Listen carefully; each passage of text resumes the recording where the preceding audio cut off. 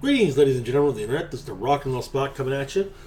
This is our first installment of the In Defense of segments I mentioned a few weeks ago. For our inaugural, well, first to explain how this works, I will pick in my opinion, wrongly maligned movie and defend it. For the inaugural installment, we will be focusing upon 2009's G.I. Joe: The Rise of Cobra. Inspired by the 1980s G.I. Joe cartoon and its accompanying toy line, which the brand, of course, existed since the 60s, but was a bit different but became a bit different once the 80s came around. So first off, this is not a great movie, and it's not a terrible movie. It's got problems. I'm not even going to deny that, and we'll even get to the problems. But first off, we're going to talk about pros. What's good about it? First off, for really an action movie, a military action movie about a fictional covert ops group, it has a pretty solid, fairly solid script. I'd say fairly not solid, but it's not bad. There are plot holes, but hey, I mean,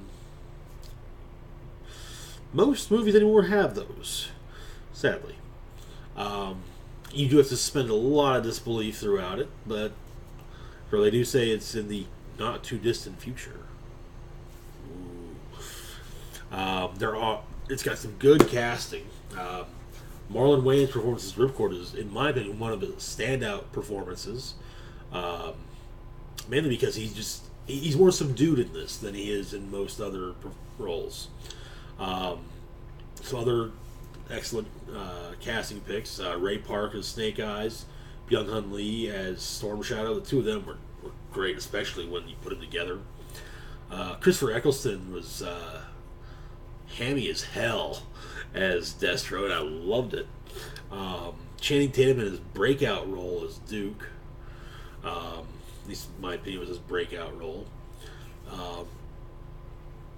But yeah, Dennis Quaid did, in my opinion, a very good job as Hawk, though I wouldn't have cast him initially.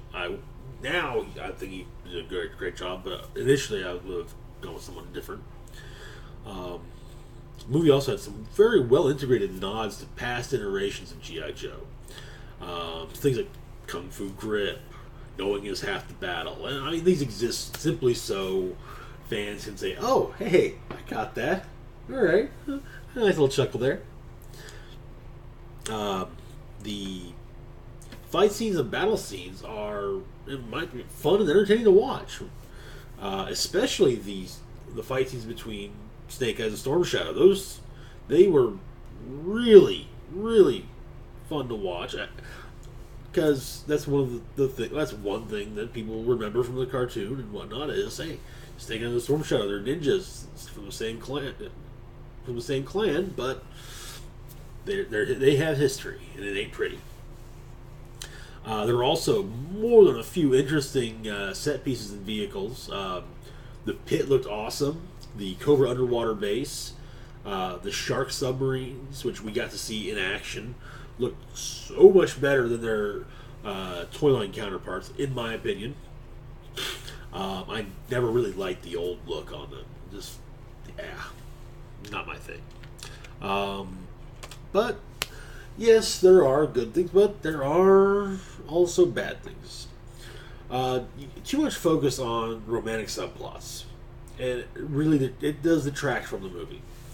The whole Duke, Baroness, Destro love triangle especially is the detracting feature. It gets annoying. I think that mainly has to do with the fact of how they wrote Baroness, which we'll get to later. But the Ripcord Scarlet one actually was not too bad. It worked. That with just a little dash of Baroness and Destro to kind of say, oh hey, they've got a thing, that'd have been fine. Some of the Cobra characters felt a bit mischaracterized to me. I grew up watching the cartoon, so my opinion. plain and simple. The biggest one of this, though, is Baroness. Baroness is supposed to be an evil Eastern European bitch. Plain and simple. She goes along with the plans of Cobra, not because she's brainwashed to do so, but because she wants to, and because it'll most likely benefit her somehow. Doing the whole brainwashing thing, which is it did feel like a slap in the face from the writers.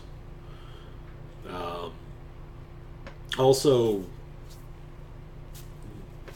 I didn't want to know who Cobra Commander was. Cobra Commander needed to just be the guy giving the orders. That's all. And yes, he can totally get involved in the fight scenes, but still, just the guy giving the orders. That's all he has to be, in my opinion. A lot of the vehicles, not a lot. Some of the vehicles and weapons look too sleek or streamlined to my liking, and it got a little jarring, really. Those weapons that it just a lot of it just didn't work. It seemed to be more style over function, and in my opinion, military weaponry should be function first. Then we would worry about how it looks. After all, look, you wouldn't build a tank on a sports car chassis, would you? Actually, I might do that. Not a big tank, but a little tank at least. That'd be kind of cool, right? Anyway, that's a whole other story. There's some missed opportunities casting-wise. Brendan Fraser, I was stoked to see him that he was going to be in the movie. Yeah, it was going to be a bit part. Like, oh, okay, well, he's probably going to play one of their Joes, and it's just kind of a, hey, yeah, I'm here, and I'll be back in the sequel. Then I'm here, and I'm this character who from the old cartoon, and like, no, he's Sergeant Stone, the Pitt's training officer, who looks a lot like an established Joe, Flint, who may, or as I had not seen the second movie, I just didn't hear from sources I deem reliable. I just didn't hear enough good things about it that I really wanted to spend my time and money on it. But maybe watch it on Netflix at some point. But to my understanding, Flint may have appeared in that one. If he did, okay, but I don't think he wasn't played by Brendan Fraser. Also having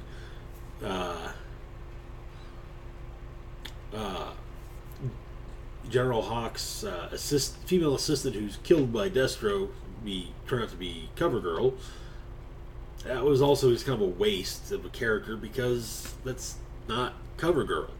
But their decision's not mine. It's still it's annoying, at least a little bit. And the most minute, the littlest thing, of course, to gripe about, but it's still one of those that it was not right, and that was those damn lips on Snake Eyes' mask. But anyway, that's all I got for now. Like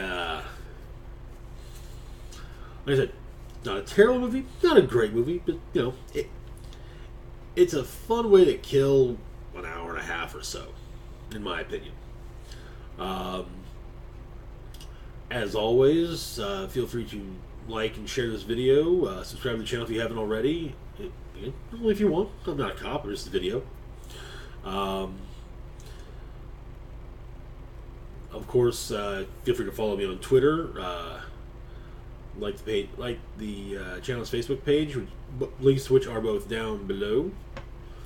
And yeah, that's it for today, and I'll see you guys sometime in the next week or so.